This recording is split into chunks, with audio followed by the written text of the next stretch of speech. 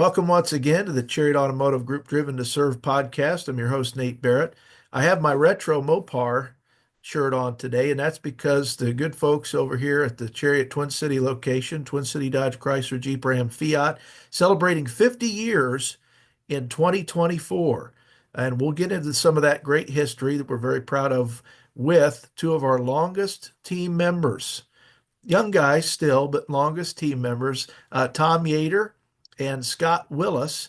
I also want to give a shout out to Dave Cooper, who's been a longtime member of the team. Dave is still out today delivering some parts for the dealership, so he's a little tied up, and we might catch up to Dave on another day. But I want to welcome Tom and Scott. And we thought with the 50th anniversary, in fact, our actual 50th anniversary date, according to the Journal and Courier, was November the 2nd. We have a team party to celebrate the holidays and celebrate our 50th anniversary coming up here at the store for our team members on December the 10th. But in the spirit of the holiday season, guys, and before the year wrapped up, we wanted to talk a little bit about Twin City history, and we hope that some of our friends out there in the area, clients and team members of the past, will enjoy hearing from you guys. But with that, I just want to welcome you both, and we'll start off with Mr. Tom Yater. And Tom, you arrive on the scene about the dealership's 10th anniversary, around 1984. Just tell us a little bit about that time period. And what I want to give Scott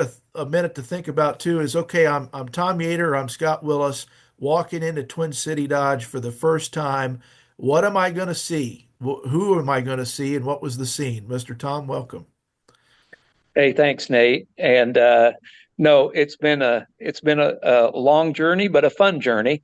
And actually, I started January 9th of 1984, and it was really, you know, I didn't know nothing about nothing in the car business, and so it was really all new to me. But it was a great time to start because that's when the Dodge Caravan just came out and the good news is I didn't have to be a salesman. I could be an order taker because I mean those things sold themselves. And but anyway, a bunch of great guys when I started. It was Mike Willis uh, and Todd, and just a bunch of great guys. And so I started out selling, and I sold 84, 85. And then just so you get an idea of what I've done here, I started in 84 selling, 84 and 85. And then Don, my father-in-law or Nate's grandpa, we he paged me in the office one day and he says, I need you to go back and be parts manager. And and I said, Don, that's cool. But I said, I don't know anything about parts. And he says, I didn't ask you if you knew anything about parts. And I said, okay. And so, but it turned out it was a blessing in disguise because I loved it. And it was so much fun. And I was actually in parts and service from 86 to 2001. And then I was new car manager for a couple years. And then we did a recreation uh, sales and service from I think about 2004 or five up until 2012. Me and Ed Cadwalder Sr. did, and then I went back on the sales floor around that time in 2012 and been selling cars since. And I think since you've been back on the floor, you've been as busy as you've ever been taking care of clients that I think you have followed in the footsteps of Steve Oakes in a way, in that your years in service and parts, I think, have helped you as you developed your sales business. Yeah, yeah. No, it's a lot of fun because we're really in the people business. We just happen to be selling cars, Hmm. and so that's just what we do. And that's I said I could sell cars till I go in the box. So Well, with that, Scott Willis, welcome. And Scotty, you've worked with some dandies and spent years out taking care of our customers in service. And you can tell us how you came on, some of the family you've worked with at Twin City, and your years of service, what you've been up to. Just reflect on maybe a few of the techs and a few of the people that were there when you first came in. Welcome. Well, thank you, Nate. Well, let me start by saying this. Your grandfather was the biggest instigator of anybody. We'd have these forecast meetings with my brother Mike and my brother Chris, and they'd already be in his office, and I'd walk in, and those two would be arguing. And your grandfather tried to get me in the middle of it. So he was the biggest instigator. But when I started, cars were still carbureted. And we were having a major problem with vapor locking on cars. And Purdue had bought a bunch of Aries from us, and they were Hmm. very happy because they were vapor locking big time. I remember that. There's been a lot of characters come and go in the service department. Probably the biggest one would have been Al Gates. I mean, he was just, I mean, he was on it, but he was also a good dude and a funny dude if you really got to know him.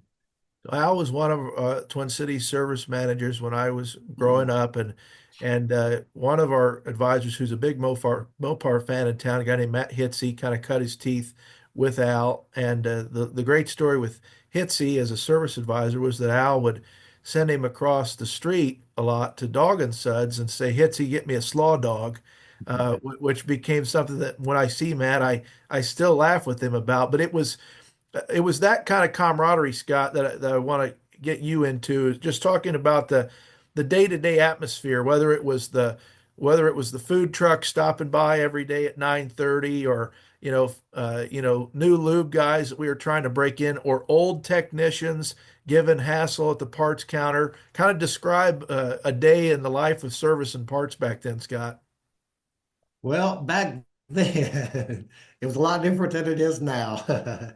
You go into the parts department, you may have to wait 15, 20 minutes before somebody would actually get to you, especially if there was three or four guys in there, because they were usually, bagging on each other, making fun of each other. Well, and everything was, as I remember it growing up, Scott, there were those big screens where they would pull stuff up on microfilm, and then there were huge catalogs in parts. I Yeah, mean, it wasn't like today where we have a system where you can pull everything up pretty quickly. Well, Scott, yeah, go ahead. exactly. They had those big, Tom will remember this, they had those big blue Microfiche. Yep. books. Yeah, the Yeah. microfiche. And then Eight or nine inches wide. we finally You just know, look, I mean, if you first,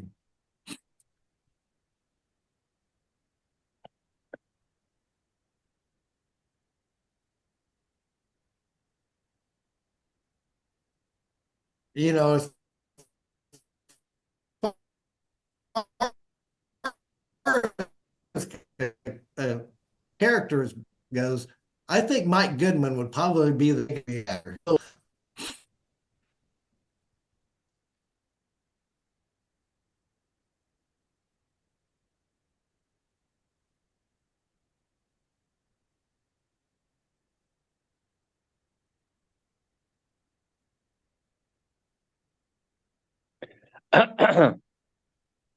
Are we still there?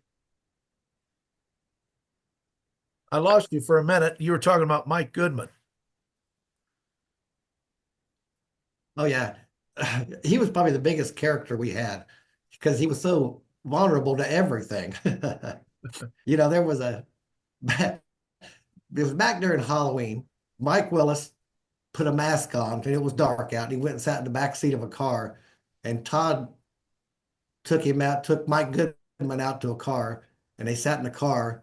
And Mike jumped up with that face mask on, and Goodman hit him twice. Well, what wasn't that a hearse that they traded for? I don't remember the car. I thought it was an Intrepid. Tom, you remember that?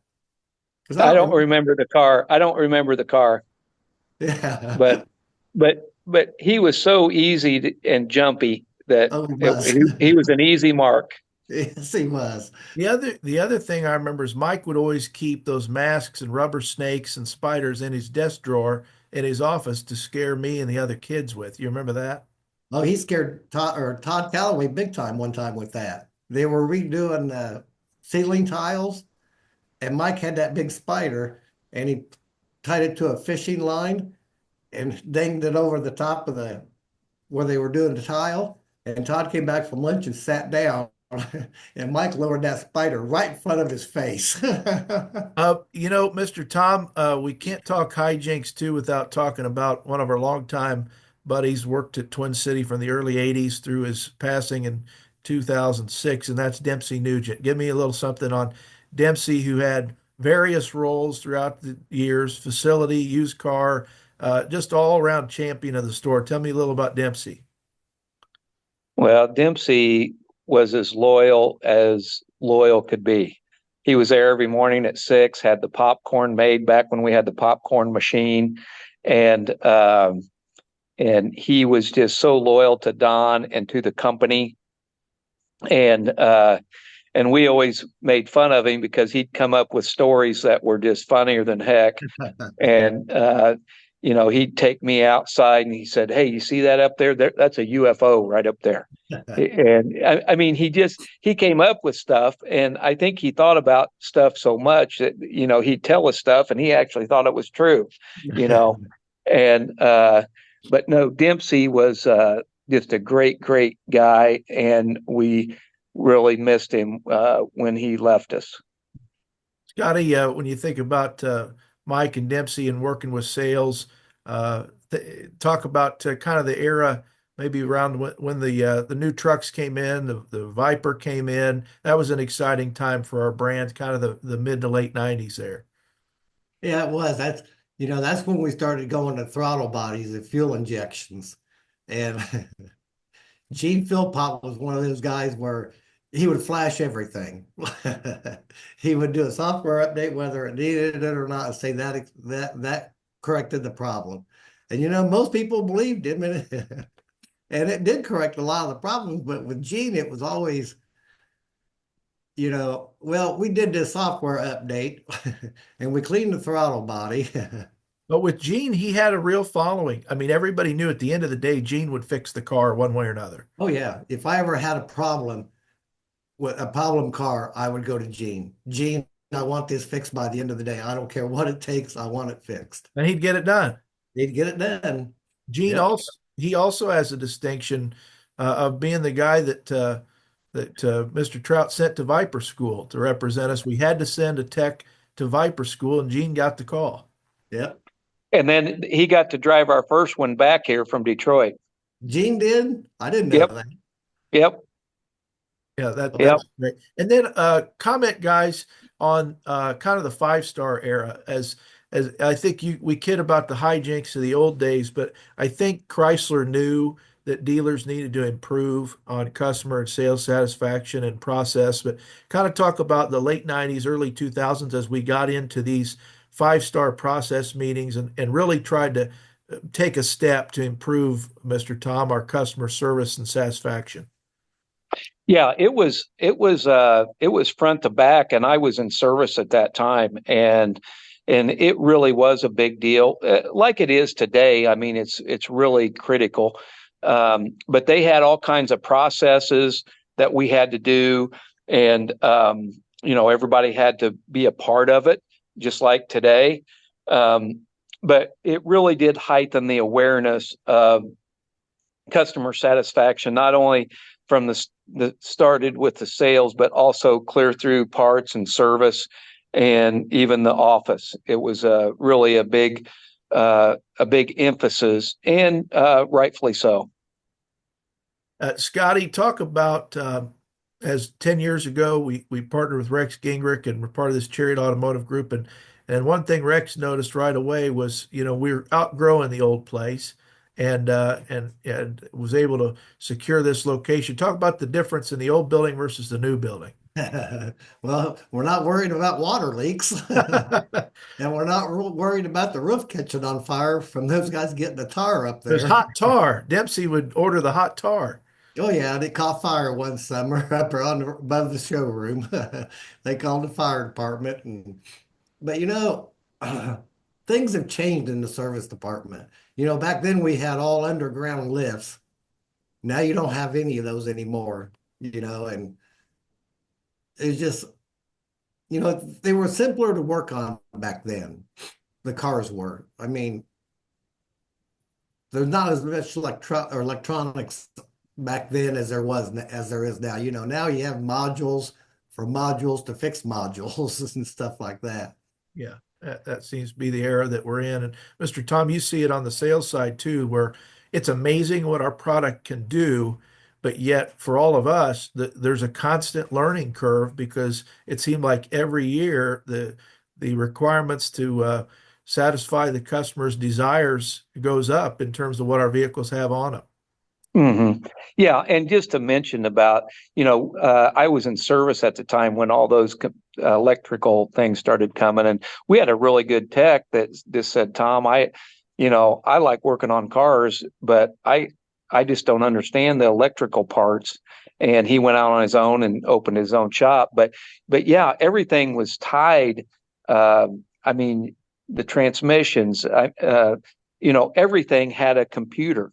And but anyway, yeah. So in the progress of that, in the evolution of that, it was great because it offered us, more sophisticated cars and more things, more options, and that kind of thing. But it brought some issues too that you almost have to be an electrician to work on our cars. But anyway. So a lot of training in that area, and even on the sales side, we're always having updated training and schooling more than ever, and it's so important. And of course, it's important to Stellantis, but important to us, so that we can keep. It's hard for us, just from year to year to keep up with things, let alone we got to try to help a customer that maybe only buys a car 3, 4, 5 years in between, to keep them updated. So it's really a necessary thing for us, and we do get good training from Stellantis.